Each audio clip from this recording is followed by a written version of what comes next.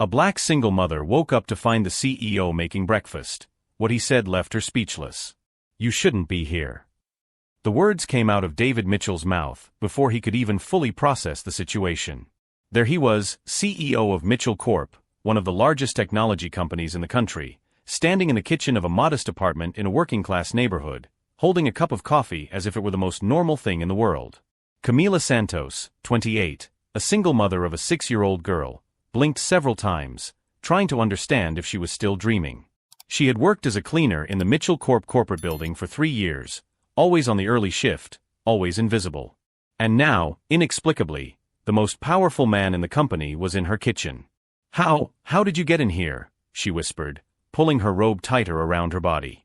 David looked at her with a confused, almost disturbed expression. His expensive clothes were wrinkled, there was a small cut on his forehead, and his eyes had that lost look of someone who had just woken up from a nightmare. "I don't know," he admitted, placing the cup on the sink with slightly trembling hands. "The last thing I remember is leaving the office last night after that tense meeting with the board. After that, nothing. I wake up here, and you were sleeping on the couch." Camila's blood ran cold. She had slept on the couch because her daughter Isabella had had nightmares and was sleeping in her bed. And now a stranger, even if he was the CEO of the company where she worked, had spent the night in her house without her knowing how or why. "My daughter," she began, rushing to the bedroom. "She's fine," David said quickly. "I checked when I woke up. She's sleeping peacefully. I didn't disturb her, I swear." Camila stopped in the middle of the hallway, her mind racing. Something was wrong with this whole story. David Mitchell wasn't just any CEO, he was known for his arrogance, for treating employees like numbers, especially those in lower positions such as cleaning and security. She had overheard his conversations in the office during her nights on duty. Comments about certain people having no ambition, about how the welfare culture created lazy people. She had heard him laugh at the story of an employee who had to miss work because her child was sick, saying that people like that always have an excuse. And now he was here in her home, acting vulnerable and confused. "Listen," David continued, running his hand through his messy hair. "I know how strange this must sound, but I need your help. I can't remember how I got here, and there's something about last night. Something important that I'm forgetting." Camila watched him carefully. There was sincerity in his voice, but there was also something else, an urgency that didn't match the arrogant man she knew by sight. "Why would I help you?" she asked, crossing her arms. "You don't even know my name, do you? 3 years cleaning your offices, and I bet you never even noticed me." David paused, clearly uncomfortable. Do you work in the building?" "Early shift. Cleaning. Invisible to people like you." His expression changed slightly. There was something there, a flash of recognition or perhaps guilt. But before he could respond, Camila's phone rang. It was an unknown number. "Hello. Camila Santos." The voice on the other end was cold, professional. "This is Rebecca Mitchell, from Mitchell Corporation. We need to talk about what happened last night." Camila's heart raced. Rebecca Mitchell, David's younger sister, vice president of the company, known for being even more ruthless than her brother when it came to protecting the family's interests. "I don't know what you're talking about," Camila replied, looking directly at David, who had stopped moving completely. "My dear, we know exactly where my brother spent the night. And we know that an opportunistic cleaning lady like you might see this as a golden opportunity to blackmail our family." The words hit Camila like a slap. There it was, the raw, naked prejudice she faced every day, but now amplified by the impossible situation she found herself in. David reached out for the phone, but Camila ignored him. "Listen carefully, Rebecca," she said, her voice taking on a firmness that surprised even herself. "I don't know what your brother was doing here, but I'm not an opportunist or a blackmailer." "Of course not," Rebecca laughed coldly. "That's why I'm going to make you an offer. $5,000 to forget this ever happened. That's more money than someone like you sees in a year." Camila felt a familiar anger burning in her chest, the same anger she felt every time she was treated as less than human because of her skin color or financial situation. "Someone like me," she repeated slowly. "You understood perfectly. Take the money and sign a confidentiality agreement, or we'll find ways to make your life very difficult." David was gesturing frantically, clearly trying to stop his sister from continuing, but Camila had heard enough. What Rebecca didn't know was that Camila had grown up in an environment where survival meant outsmarting those who tried to walk all over her. She had earned a degree in business while working 3 jobs, had raised a daughter on her own since she was 16, and had learned to recognize opportunities where others saw only problems. And at this moment, looking at David Mitchell, powerful, lost, and clearly hiding something important, she realized that the universe had placed something far more valuable than $5,000 in her hands. "Rebecca," she said calmly, "thank you for the offer. But I don't think you understand the situation as well as you think you do." The line was silent for a moment. "I'm being kind," Rebecca said finally, her voice laden with menace. "But that kindness has an expiration date." Camila hung up the phone and looked at David, who was watching her with a mixture of admiration and terror. What neither of them knew was that this conversation had been Rebecca Mitchell's first fatal mistake. And what Camila kept secret was that her apparent vulnerability hid a strategic intelligence that had been forged by years of silent injustices. While David remained there, clearly torn between loyalty to his family and something his mind still couldn't fully access, Camila made a decision that would change everything. If they wanted to play the game of power and prejudice, she would show them that she had learned the rules better than any of them could have imagined. If this story of injustice and determination has touched you, don't forget to subscribe to the channel. Because what you don't know yet is that the real battle was just beginning, and Camila Santos was about to teach the Mitchells a lesson they would never forget. "You don't understand who you're messing with," David muttered after Camila hung up the phone, his voice laden with a strange mixture of admiration and concern. "Rebecca doesn't usually make empty threats." Camila watched him for a moment, noticing how his hands trembled slightly. The powerful CEO she knew from the corporate corridors seemed different, vulnerable, almost human. "And you don't understand who your sister is messing with either," she replied calmly, walking over to the window. Below, a black car had been parked for over an hour. "How old do you think I am?" The question caught David off guard. "I don't know. 25? 26? 28? Do you know how many of those years I spent being invisible to people like you?" She turned to him, her eyes revealing an intensity he hadn't noticed before. "All of them. 28 years of listening to people like your sister talk about people like me, as if we were defective products." David swallowed hard. There was something about her posture, the way she held his gaze, that made him feel small. The phone rang again. This time, it was Camila's work number. Camila Santos. The voice was Mr. Peterson, the night supervisor. "I need to inform you that your employment has been terminated. Disciplinary issues. Your belongings will be mailed to you." Camila closed her eyes for a moment. 3 years of work, wiped out with a 30-second phone call. "Disciplinary issues," she repeated slowly. "Interesting. And what were those issues?" "That's confidential. You'll receive the documents in a few days." David gestured frantically, clearly trying to indicate that he had nothing to do with it, but Camila already understood perfectly well what was going on. "Mr. Peterson, a quick question. Who called you to inform you of my dismissal for disciplinary reasons?" Silence on the other end. "It was someone from Mitchell Corp., wasn't it? Perhaps Rebecca Mitchell herself." "I can't confirm details about." "Thank you. That tells me everything I need to know." She hung up and looked at David, who had slumped heavily into a kitchen chair. "My sister is trying to isolate you," he said quietly.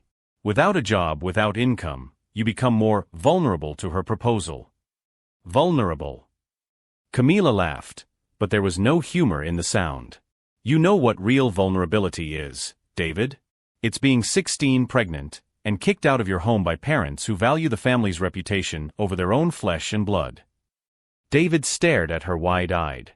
"It's working 3 jobs while studying at night, carrying a small child around because you can't afford a babysitter. It's hearing college professors say, maybe you should rethink your priorities when you miss a class because your daughter is sick." She walked over to the refrigerator, where a few photos of Isabella were stuck with colorful magnets. A smiling girl with curly hair, wearing a school uniform.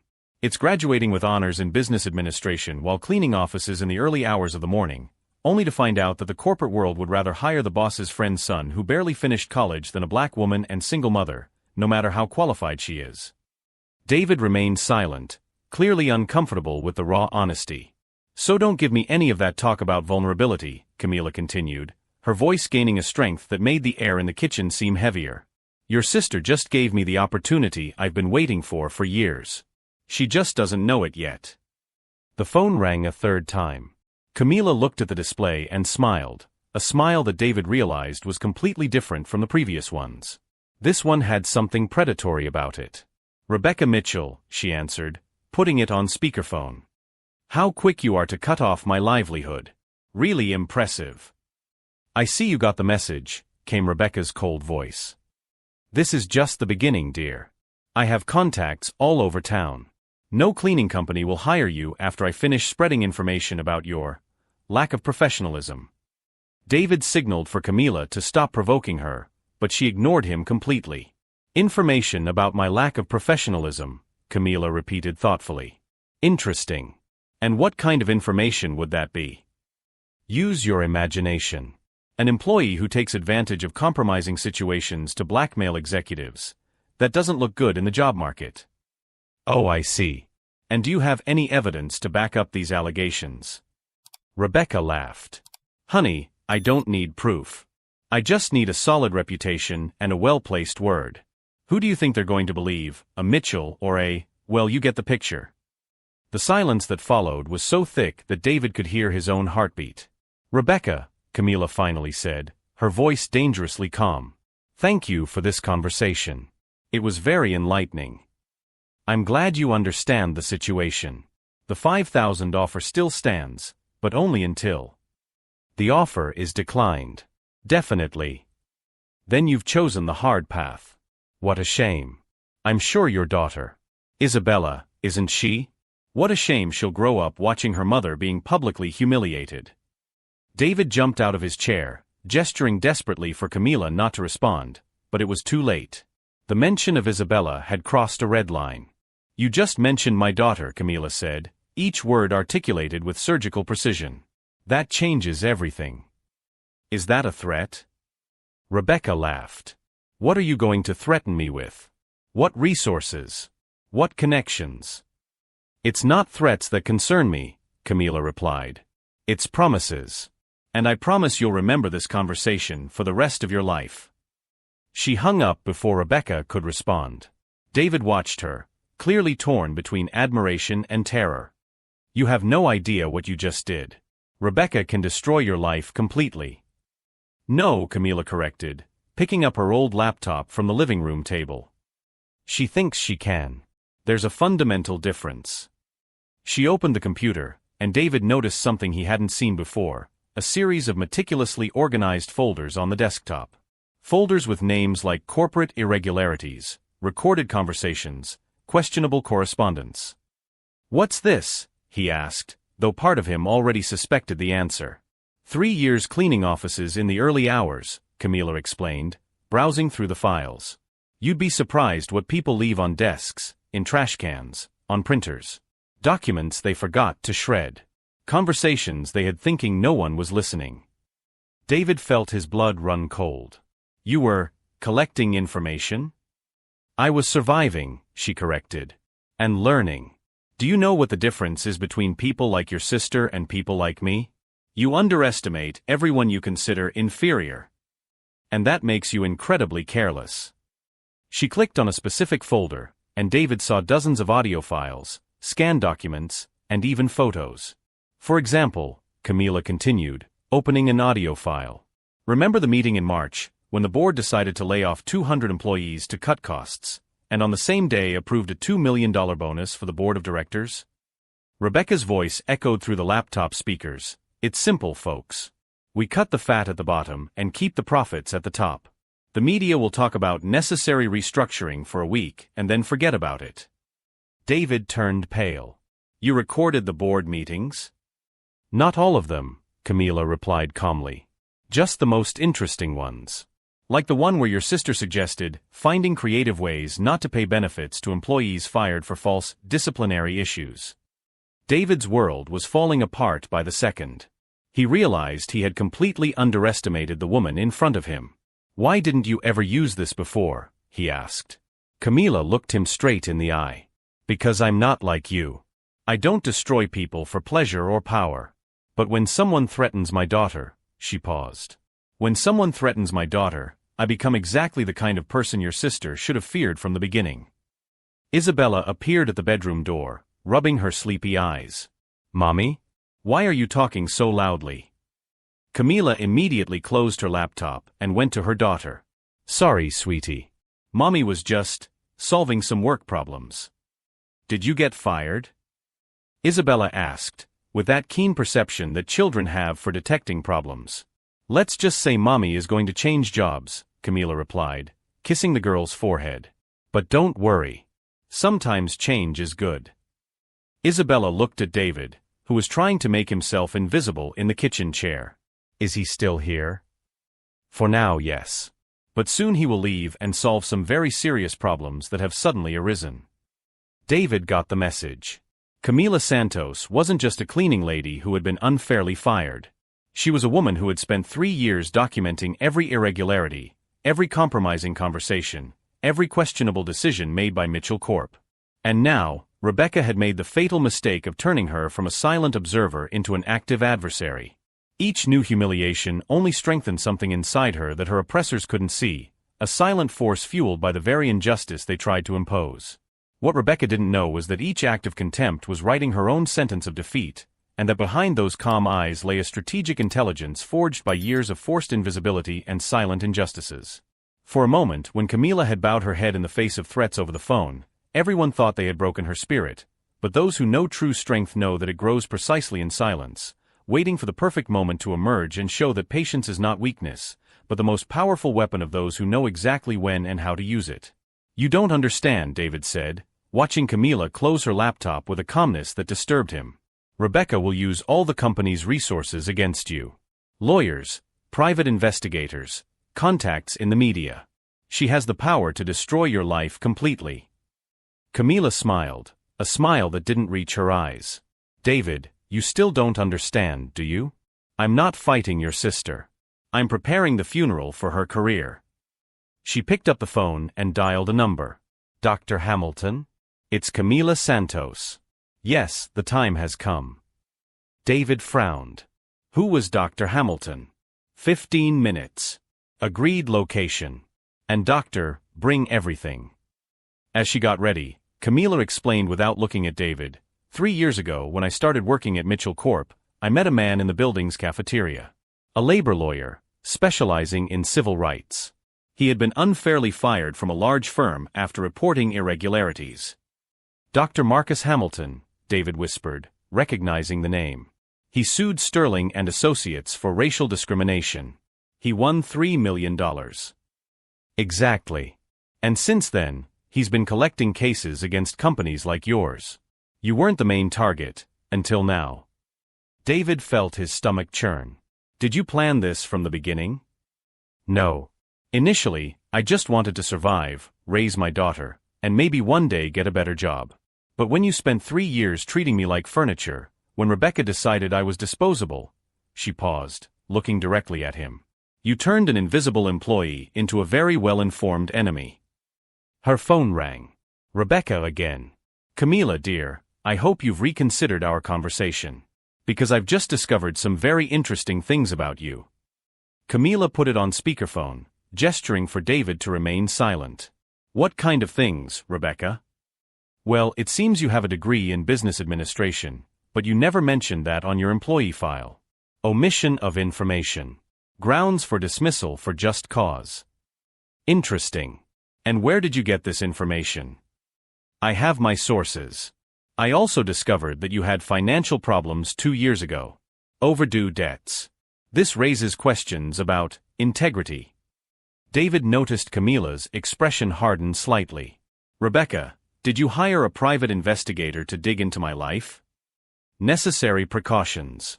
And if you think you can blackmail me with your evidence, know that I can easily prove it was obtained illegally. Invasion of privacy, breach of corporate confidentiality. Oh, I see. So you're accusing me of crimes. If necessary, yes. One word from me to the police about a problematic employee with access to sensitive information, and you'll have much bigger problems than unemployment. David gestured frantically, trying to signal that Rebecca was going too far, but Camila ignored him. "Rebecca, thank you for this conversation. It was enlightening." "I hope it was. The $5,000 offer still stands, but only until the end of the day. After that." "After that, what?" "After that, you'll just be another sad story that no one will want to hear." Camila hung up and immediately started another call. "Dr. Hamilton? Change of plans. Bring your contacts at the public prosecutor's office and the press too. Rebecca just confessed to some very interesting things." David looked at her as if he were seeing a completely different person. "Did you record the conversation?" "David, I've been recording everything for 3 years. It's a matter of survival." An hour later, they met with Dr. Marcus Hamilton at a discreet cafe. The man was imposing, black, around 50 years old, well-tailored suit, a presence that commanded respect. "Camila," he greeted her warmly. "And this must be David Mitchell." David extended his hand hesitantly. "Doctor." "Let's get straight to the point," Dr. Hamilton said, opening a briefcase. "Camila gave me some preliminary information. Systematic discrimination, wrongful termination, threats, illegal investigation of an employee's private life. That's enough for at least 3 different lawsuits." "But that's just the beginning," Camila added, connecting her laptop. "Show him the executive meetings folder, Dr. Hamilton." They spent the next hour reviewing evidence. Audio recordings, photograph documents, deleted emails that Camila had recovered from printers and trash cans. "My God," Dr. Hamilton murmured as he listened to a recording in which Rebecca discussed how to get rid of problematic employees by creating false disciplinary charges. "This is criminal conspiracy." David was pale. "I never knew Rebecca was doing these things." "But you allowed it," Camila said calmly. "Every time you turned a blind eye to her management techniques. Every time you chose not to know how profits were increasing while employees were disappearing." Dr. Hamilton closed the folder. "Camila, with this material, I can sue them for racial discrimination, illegal retaliation, violation of labor rights, and create a federal case for civil rights violations." "How long?" she asked. "I can file the first documents today. The temporary injunction to protect you from further retaliation will be issued in 48 hours. The main case, 6 months to complete resolution." David swallowed hard. 6 months. If they want to fight. But with evidence like this, I suspect they'll prefer a substantial settlement well before then. Camila smiled. "Dr. Hamilton, I don't want a settlement." The lawyer raised his eyebrows. "No. I want this to go public.